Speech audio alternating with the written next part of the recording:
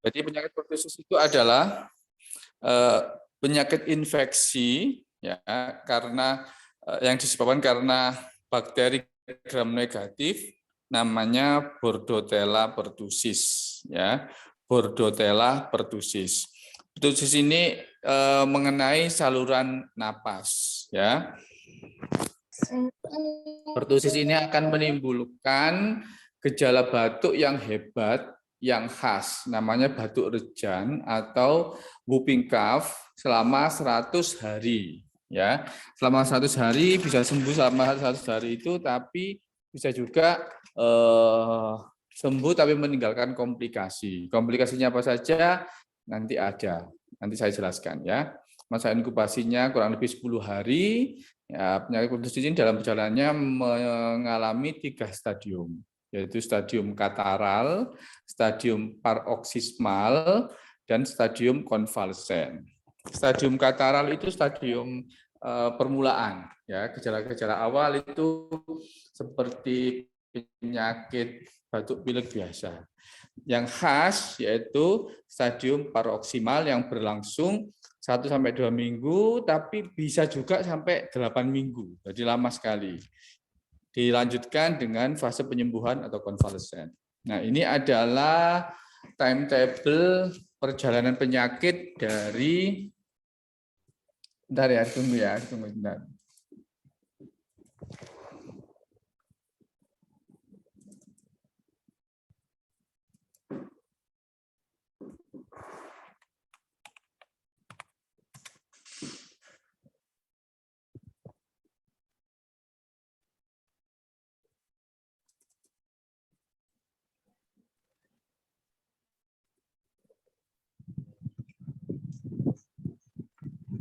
Ya, jadi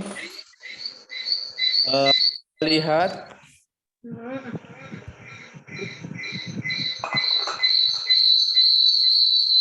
kita lihat ini ada tiga stase.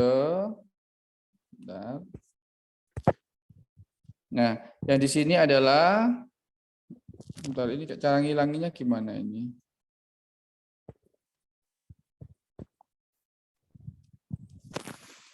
Ini ya, ini 0, 2 minggu, 8 minggu, sampai ini 12 minggu. Ya.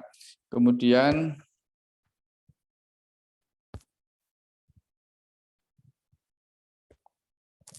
nah, pada stadium yang ini ya, yang saya kotai ini, itu adalah gejalanya memberikan gejala batuk, ya. Kemudian kalau pada hanya gejala batuk saja, yang lain masih belum. Kalaupun diperiksakan torak foto, pemeriksaan lab lain juga masih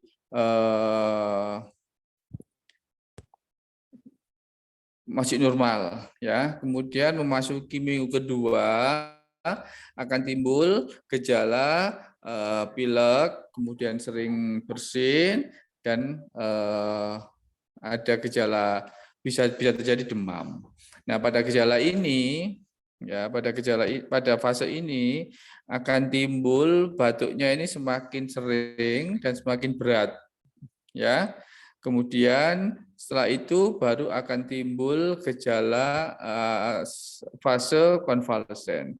Nah, yang khas adalah di ini. Nah, ini paroxysmal stage. Ya, jadi fase paroxysmal itu adalah timbulnya gejala-gejala khas pada pertussis, yaitu menimbulkan batuk rejan atau whooping cough. Whooping cough itu khasnya adalah batuk yang tidak berhenti-berhenti terus sampai dia suatu saat akan kesulitan melakukan inspirasi maupun ekspirasi. Jadi batuknya itu seperti ini. Nah, ini ambil nafas terus batuk lagi.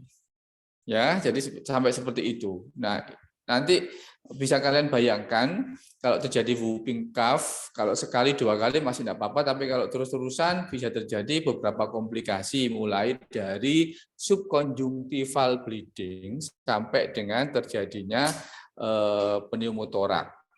Ya, ini yang paling ditakutkan. Ini adalah sama ya, ini sama yang penjelasannya tadi ya, setelah masa inkubasi ya, kemudian ada kataral stage atau fase kataral atau fase pendahuluan selama 1-2 minggu ya. Kemudian yang khas adalah paroksimal stage atau fase tahap paroksimal di mana akan timbul gejala batuk 100 hari atau batuk rejan ya 1-6 minggu.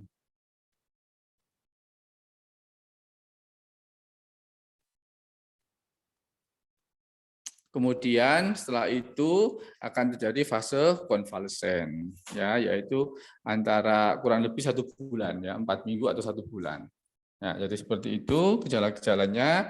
Nah, ini adalah gejala pertusis ya pada stadium kataral ya atau fase 1 itu akan terjadi gejalanya itu mirip batuk pilek biasa saja ya. Kemudian stadium paroksismal ya fase 2 pasien mengalami batuk berat yang panjang dan tidak terputus dan sesekali mengambil napas panjang di antara batuk. Namanya whooping cough. Cough itu batuk. Jadi batuknya seperti gini. Tanpa putus-putus karena dia harus mengambil nafas, dia akan berhenti sebentar terus kemudian narik nafas. Gitu lagi. Ya.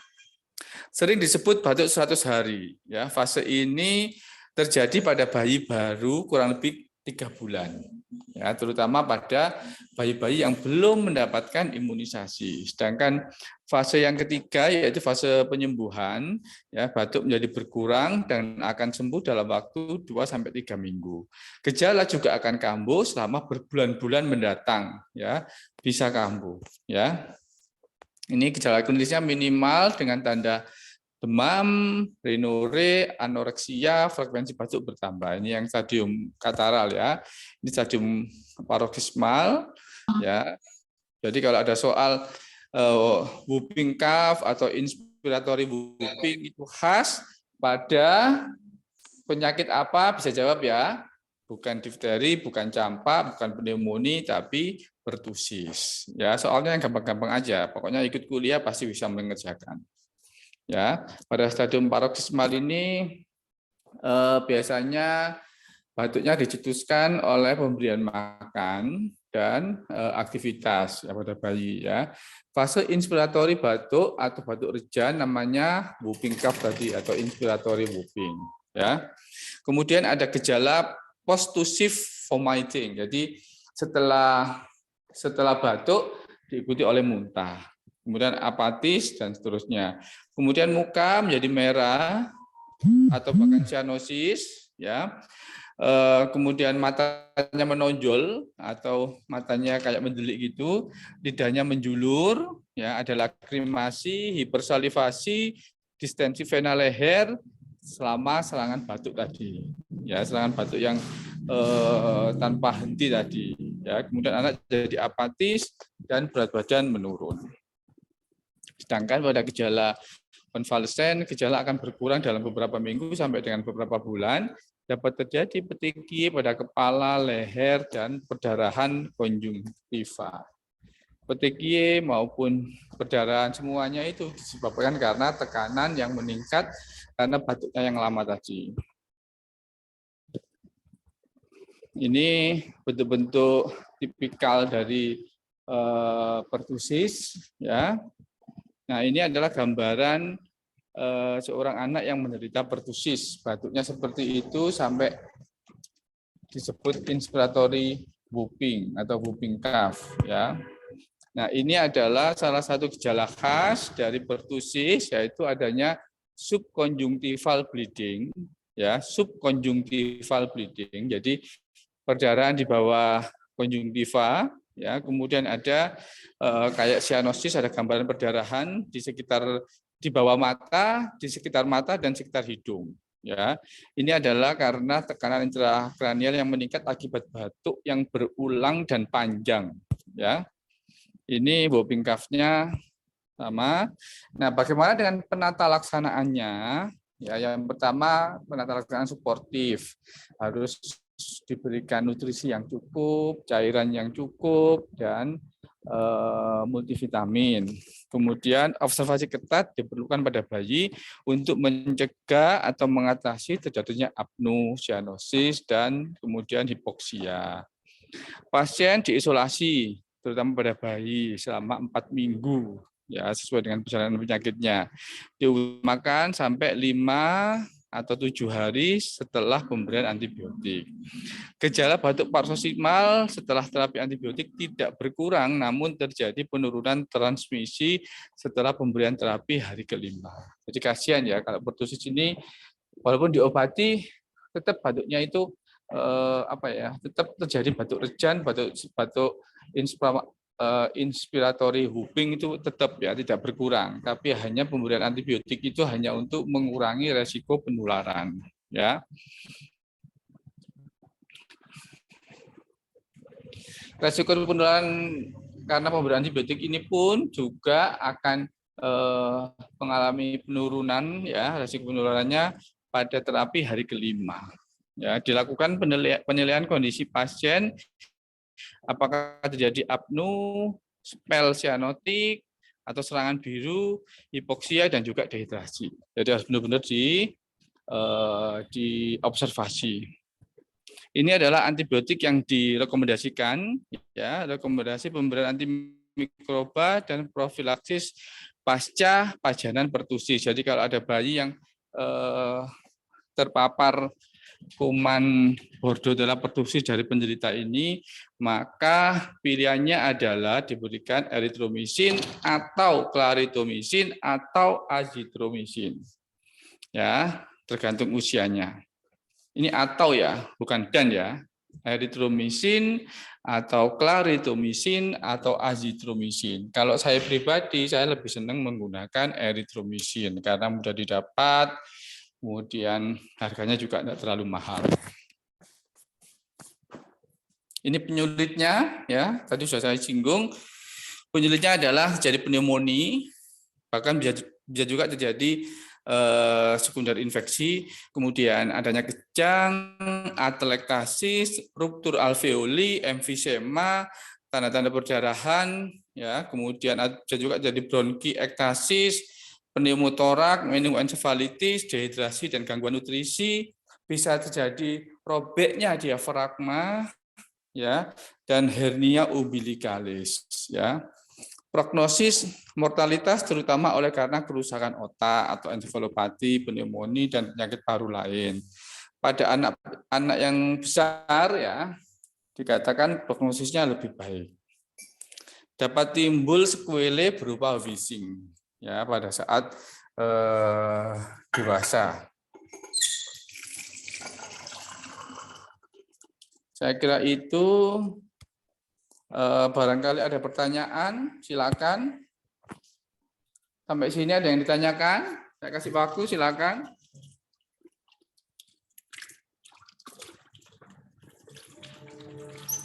Halo, apakah masih mendengar suara saya? Masih, Pak. Masih, Pak. Silakan yang bertanya. Silakan langsung dinyalakan mic-nya, sebutkan nama, kemudian langsung pertanyaan. Silakan. Saya izin bertanya, Dok. Ya, silakan. Perkenalkan, saya Lainatul Marifa dari kelas 5B keperawatan. Izin bertanya, untuk yang batuk yang sampai ada suaranya ini, Dok, ngik-ngik gitu loh, Dok. Tapi dia tidak sampai 1 hari itu, penyebabnya apa gitu, Dok? Terima kasih. Ya, oke, terima kasih. Tadi panggilannya siapa? Lain, Dok.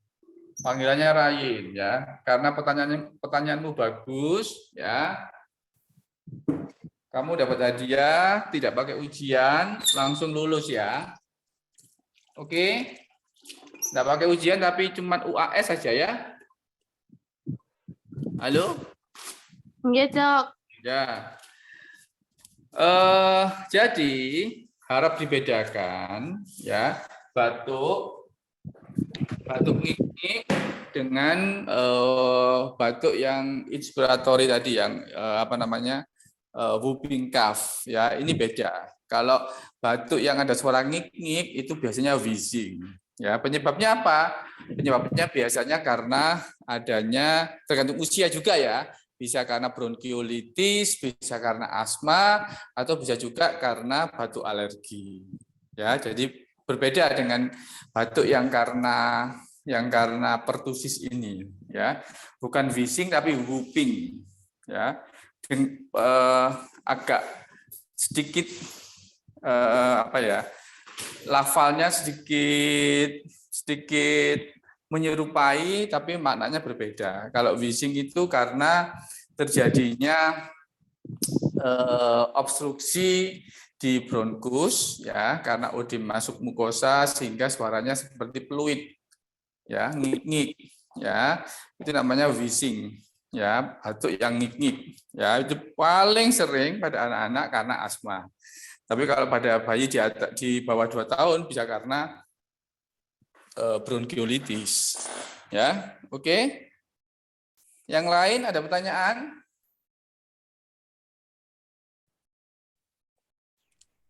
Halo? Iya, sudah jelas. Terima kasih. Oke, ya. Saya lanjutkan ya, materi selanjutnya ya.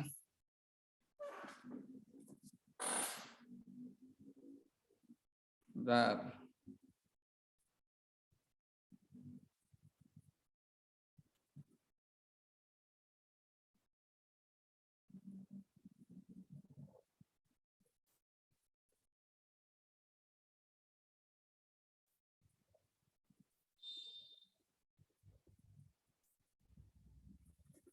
Ya, masih mendengar suara saya dan melihat screen share saya? Ya, sekarang kita masuk ke difteri. Difteri ini penyakit infeksi juga yang sangat-sangat menular dan saking menularnya itu sangat ditakuti. Ya, tidak hanya oleh para orang tua yang punya bayi, tapi juga para dokter. Kenapa? Karena penanganannya sangat jelimet, sangat ribet, sehingga dokter merasa bakalan direpoti oleh kasus difteri ini. Ya, kenapa sangat ribet? Karena melibatkan banyak profesi ya, dan akan melibatkan unsur unsur pemerintahan. Jadi harus lapor ke dinas kesehatan, kemudian harus melakukan screening dan lain sebagainya. Ini hampir sama dengan penanganan kalau pada saat pandemi COVID. Ya, sangat-sangat diharapkan supaya tidak terjadi ya, karena bahayanya penyakit ini ya. Nah, ini tulisan saya tentang difteri yang pernah dimuat di tabloid ya. Saya beri judul difteri fenomena zombie masa kini. Kenapa saya sebut fenomena zombie? Karena saking jahatnya, saking menularnya penyakit ini, itu begitu kan penularannya droplet ya. Begitu anaknya si penderita ini batuk, ya maka kuman yang keluar lewat dropletnya ini, lewat batuknya ini segera mencari mangsa baru, yaitu anak-anak atau bayi yang belum diimunisasi atau sudah diimunisasi tapi hanya sebagian. Ya, jadi disebut zombie itu karena dia memangsa bayi atau anak yang tidak pernah diimunisasi difteri atau sudah pernah tapi tidak lengkap. Ya. Sangat-sangat menular. Ya. Penyakit difteri ini termasuk penyakit yang istimewa. Kenapa? Ini jawabannya. Karena sangat menular. Ya, sangat-sangat menular. Kemudian penularannya lewat droplet ya. Lewat droplet. Kemudian angka kematiannya tinggi. Kemudian penyakitnya yang kompleks ya. Karena kompleks ini penanganannya harus holistik Holistik itu tidak hanya ditangani oleh dokter, perawat, dan petugas kesehatan, tapi juga melibatkan multiprofesi. Multiprofesi itu melibatkan tenaga medis, ya, melibatkan dokter bedah juga, dokter THT juga kadang-kadang, epidemiologis. Epidemiologis ini gunanya adalah untuk bagaimana caranya supaya tidak semakin bertambah jumlahnya, tidak semakin banyak anak-anak yang tertular. Caranya epidemiologis ini akan memetakan, oh anak ini tanggal sekian terinfeksinya, kemudian dia sudah pernah main ke sini, berarti di masjid ini yang ngaji semuanya harus dicek, ya. Kemudian dia juga pergi ke pasar, berarti di pasar ini semuanya harus juga dicek dan lain sebagainya, sampai sedetail itu. Ya, hampir sama dengan penanganan kasus COVID, ya. Nah, obatnya ini mahal dan sulit dicari. Obat apakah yang saya maksud mahal dan sulit dicari? Ya, nanti kita lihat di slide-slide selanjutnya. Butuh perawatan yang super isolasi, ya, sama dengan perawatan pasien COVID. Ya, barang siapa yang sudah pernah terinfeksi COVID, sudah pernah sakit dan dirawat di rumah sakit dan ditempatkan di ruang isolasi khusus. Nah, perawatan anak dengan penyakit difteri itu juga harus sebaiknya dirawat di tempat atau di ruangan yang sama dengan perawatan COVID, ya.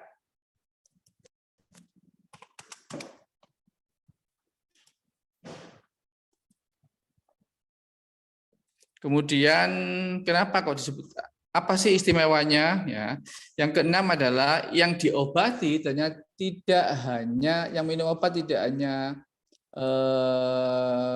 tidak hanya penderita, tapi juga orang-orang di sekitarnya, ya, yang kontak, yang karier, ya, sama dengan COVID sih sebenarnya.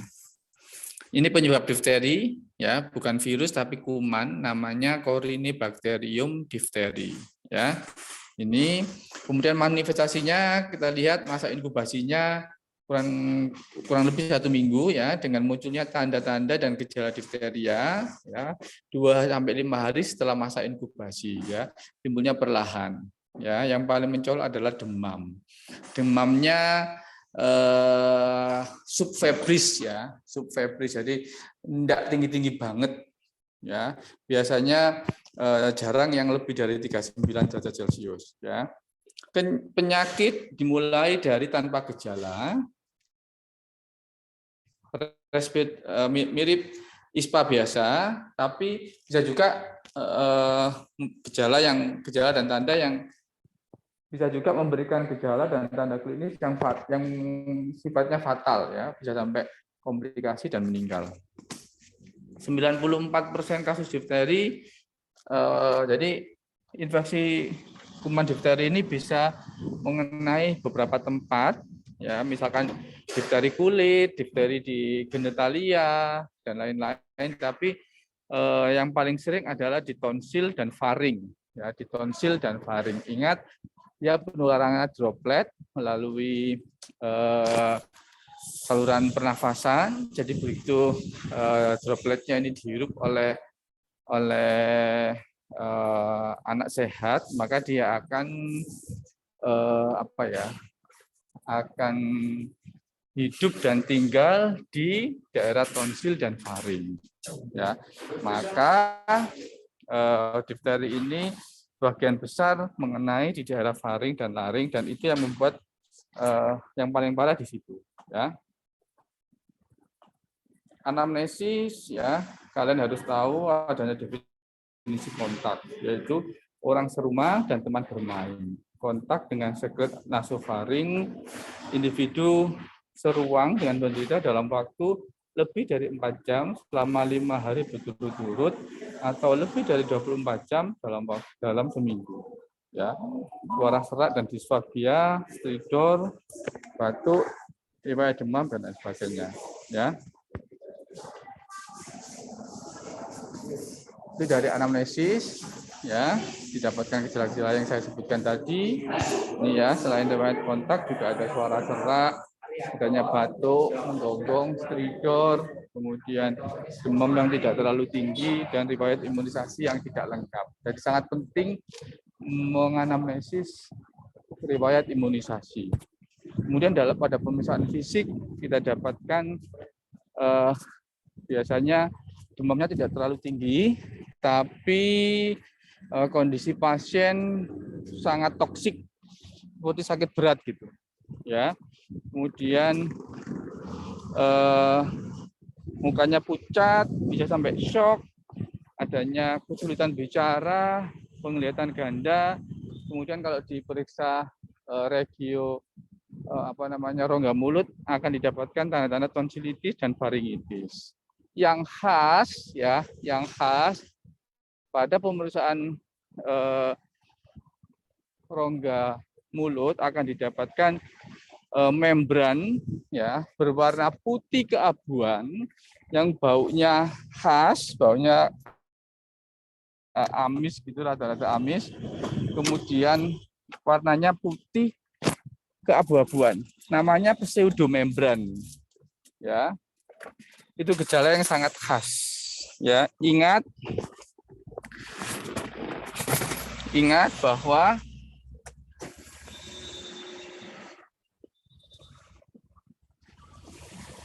saya ulangi, ya, itu adalah didapatkan adanya reflux. Ya, reflux ini adanya reflux atau juga pseudomembran. Ya, pseudomembran ini sifatnya ya, warnanya keabuan. Si dokter, Halo. untuk suaranya terdengar kecil, dokter. Ya, bentar, ya.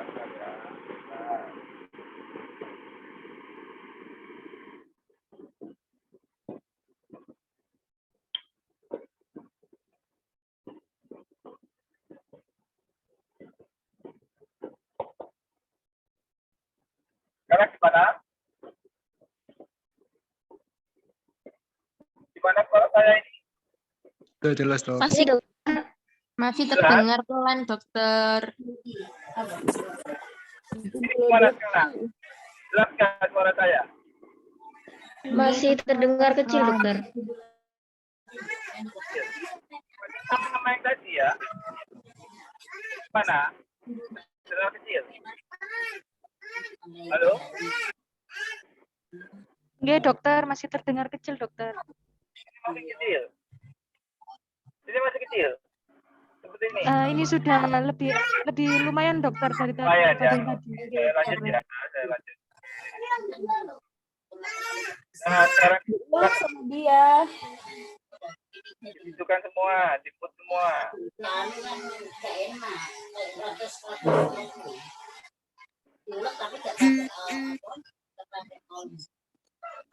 Halo, admin, tolong dihidupkan semua kecuali saya.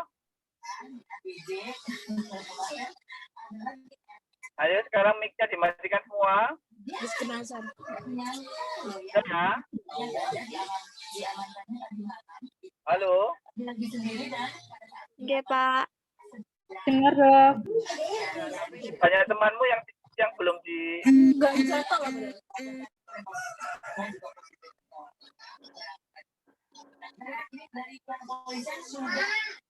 Tuh kan. Ayo.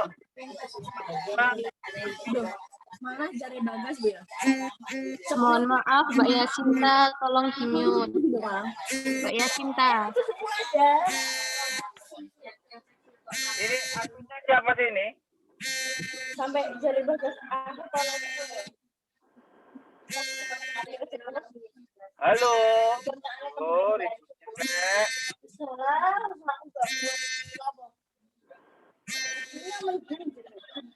PJMK siapa PJMK? Ayo. Ini. Saya masih belum mematikan ini.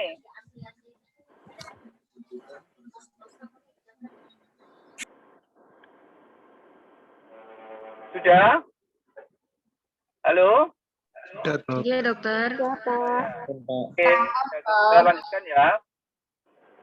Jadi gejala khas dari difteri itu adalah terdapat membran, ya, atau disebut juga beslak, atau disebut juga pseudomembran. Ya, perhatikan sifat-sifat membrannya ini, karena nanti akan keluar di ujian. Satu, warnanya putih keabuan. Ya, tidak cukup kalau hanya menjawab putih. Ya, warnanya putih keabuan dengan bau yang khas dan sifatnya melekat erat pada mukosa di mana dia tinggal. Ya, artinya apa? Artinya kalau membran itu kita lepas dengan alat atau dengan tangan atau dengan tong spattle itu akan menimbulkan perdarahan. Ya, oke, itu suatu gejala khas. Ya, nah ada gejala khas lagi namanya bull neck. Ya, neck artinya leher, bull artinya apa? Kerbau. Ya, jadi bull neck itu karena gambaran seperti leher kerbau. Ya, kenapa ada gambaran bull neck? Karena adanya edem jaringan lunak yang menyebabkan tampilannya seperti leher kerbau. Ya, pada kasus yang berat. Jadi kalau ada bull neck itu pasti kasusnya berat. Ya, bila meluas hingga sudut dagu, bisa meluas hingga sudut dagu sehingga batas muskulosternocleidomastoideus dan batas tengah klavikula itu menghilang. Jadi disebut edem erasur.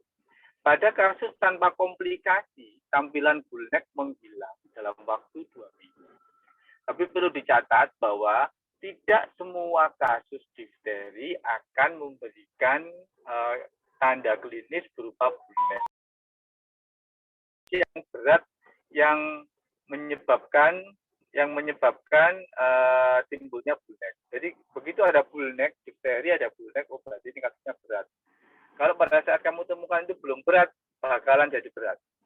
Ya, itu dari pengalaman saya. Nah, ini namanya bull neck. Ya, seperti ini. Nah, ini kalian tahu ini gambar apa? Ya, coba kita lihat ya. Nah, ini adalah gigi. Ya, ini gigi. Ini ini adalah lidah. Ya. Ini saya nyorek-nyorek dengan merah ini kalian bisa tahu ya. Ada ya di layar kalian ya? Ada, dokter. Ada ya. Nah, ini adalah faring ya, faring atau tonsil yang dilapisi oleh pseudomembran tadi. Kayak gini warnanya putih. Dan ini kalau kita coba melakukan di otopsi, hasilnya meninggal kemudian diotopsi, ternyata lapisan pseudomembran ini tidak hanya tapi sampai bronkus sampai ke dalam. Ya, makanya dia akan mengalami kesulitan pernapasan yang sangat-sangat berat. Ya. Oke, saya lanjutkan lagi. Nah, ini juga sama ya. Bisa dilihat ya. Ini tong spattle ya, ini lidah ditekan.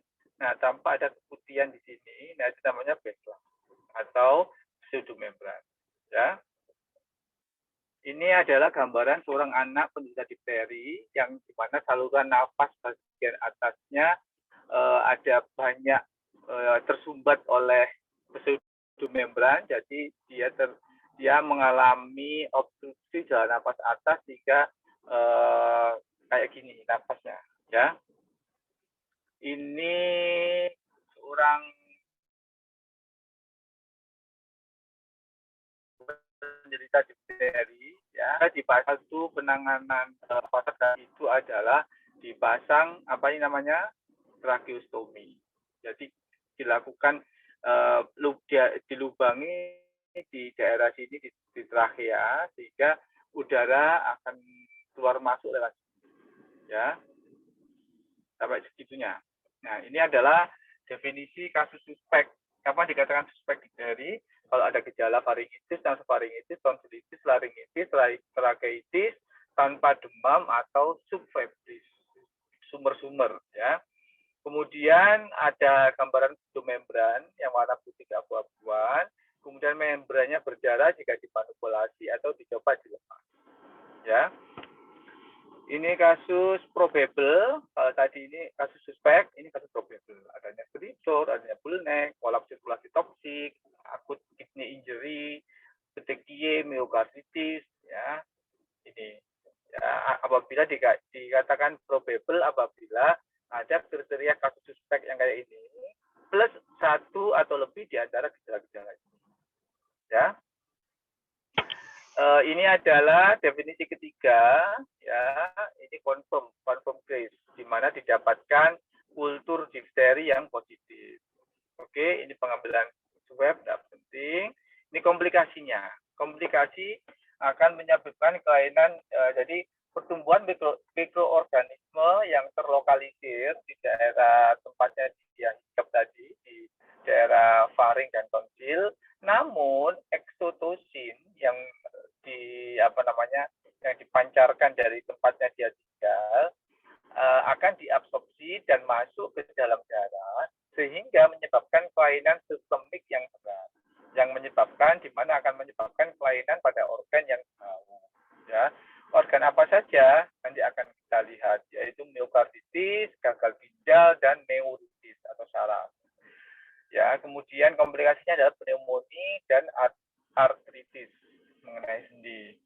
Ini yang komplikasi jantung. Ternyata ya komplikasi miokarditis pada penderita difteri itu sangat banyak.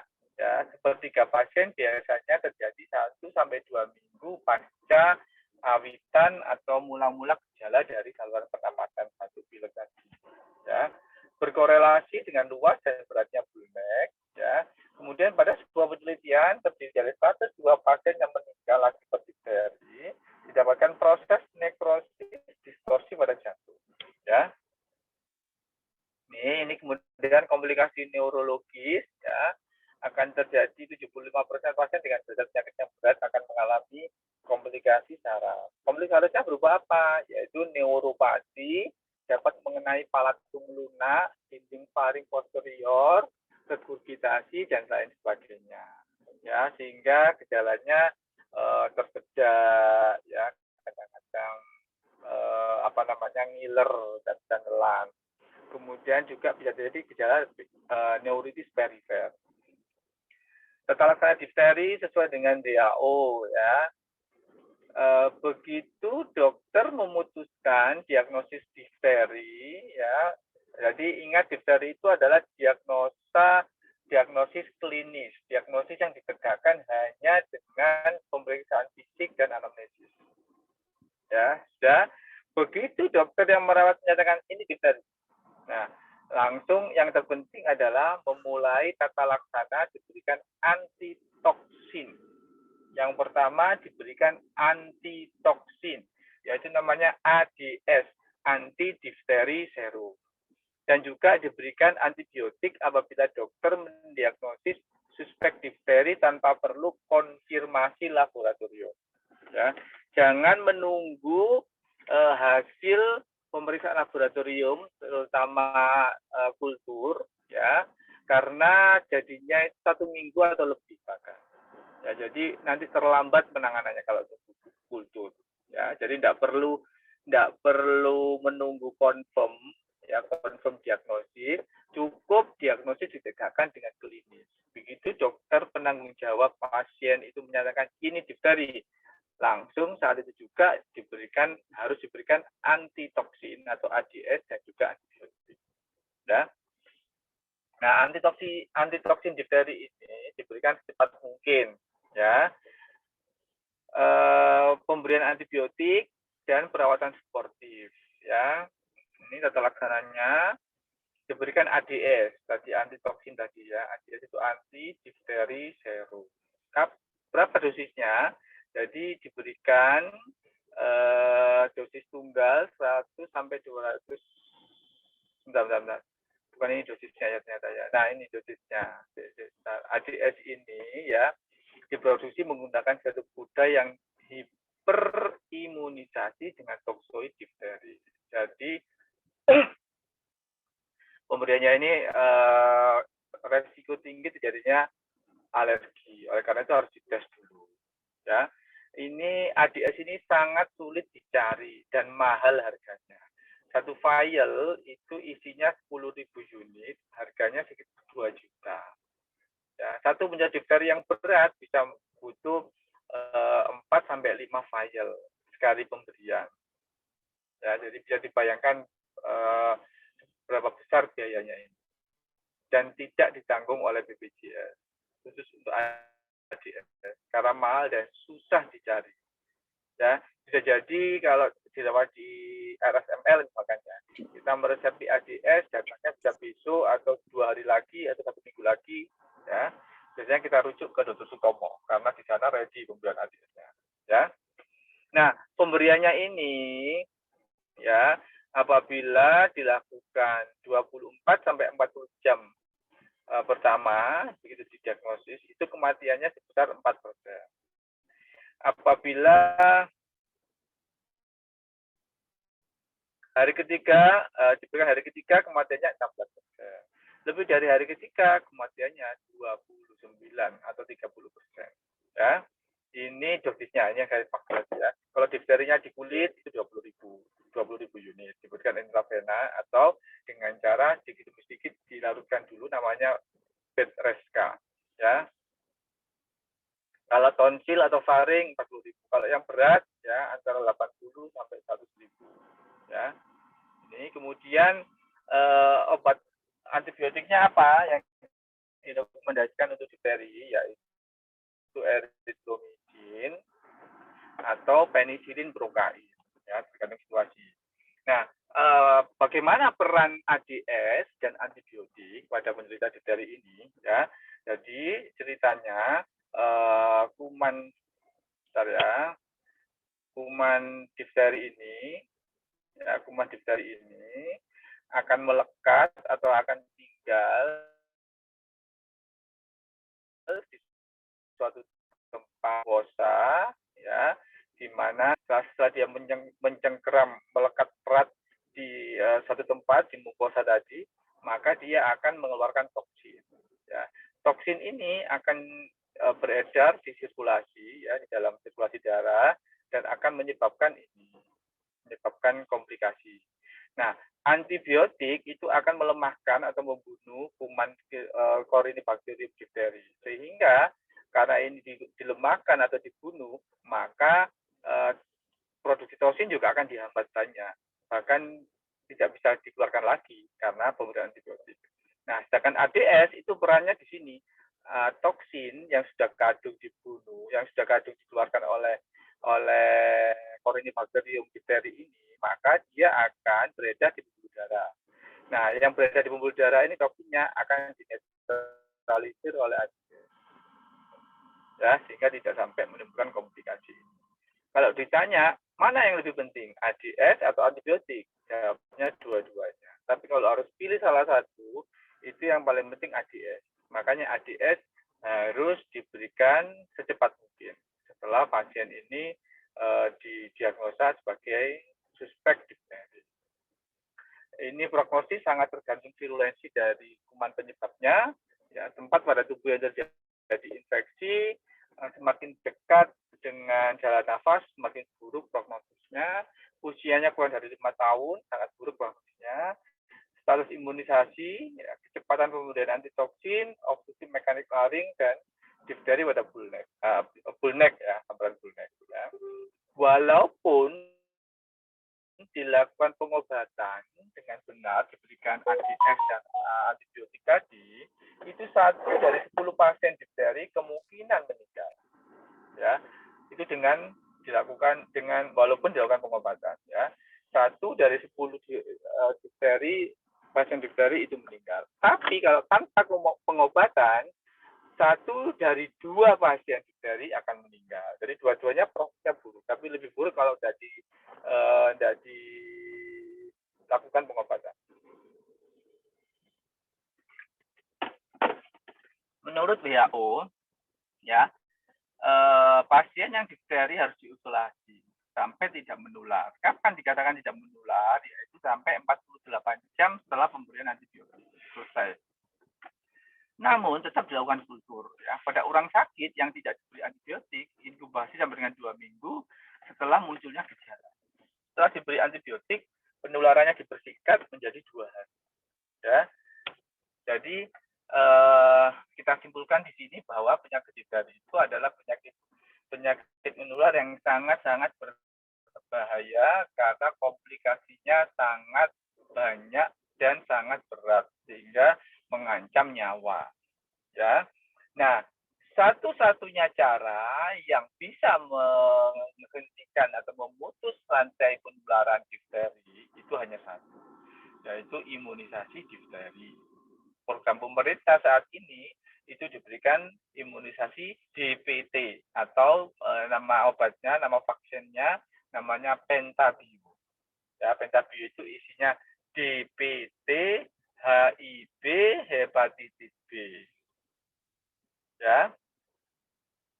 DPT, HIV, dan hepatitis B isinya. Ya.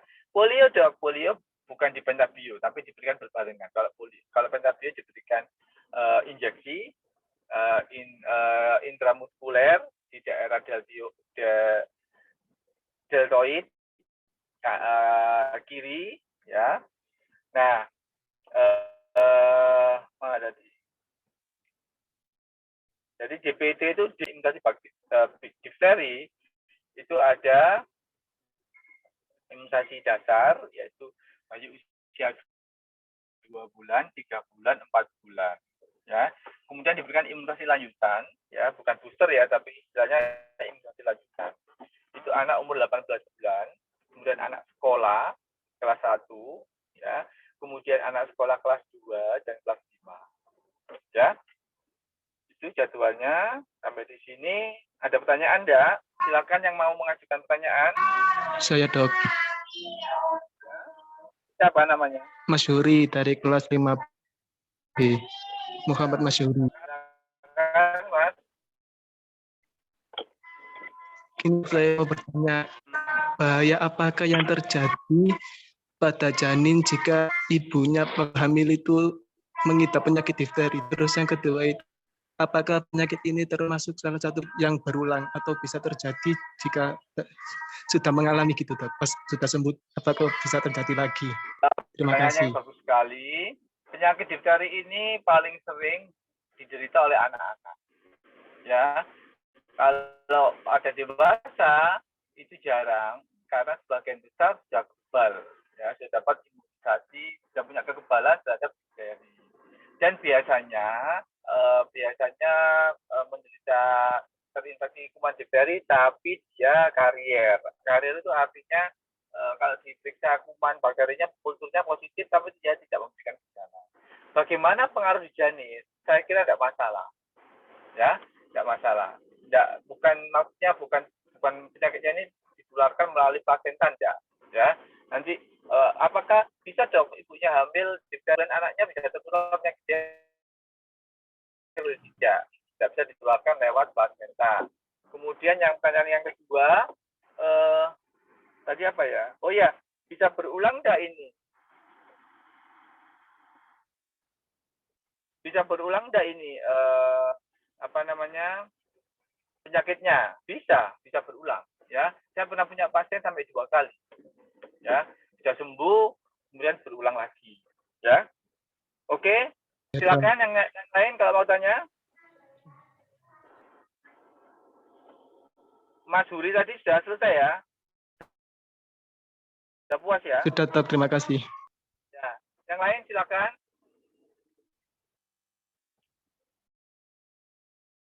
Halo. Suara saya masih bisa didengar? Masih, Dok. Masih, dokter. Silakan kalau mau tanya. Tidak ada. Kalau ada saya tutup ya. Dok. Oke. Jadi demikian kuliah saya pada siang hari ini yang membahas tentang penyakit namanya PD3I ya. Ingat PD3I, penyakit yang dapat dicegah dengan imunisasi. Istilah PD3I ini bukan saya yang mengarang, tapi tidak ada diatur dalam Permenkes, saya lupa nomornya, ada di situ disebutkan istilah PD3I, termasuk difteri dan pertusis ini. Ya, mudah-mudahan bermanfaat, barokah, mudah-mudahan bisa membantu kalian dalam memahami apa saja penyakit PD3I dan bagaimana penanganannya. Saya kira mohon maaf apabila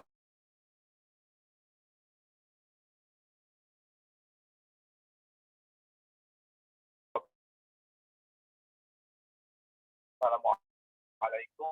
Waalaikumsalam. Waalaikumsalam.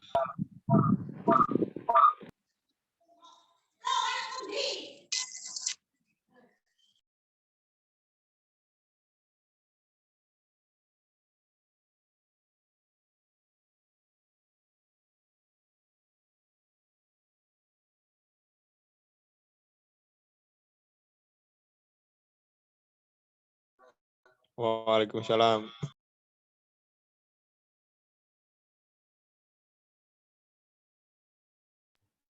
Aja, monggo.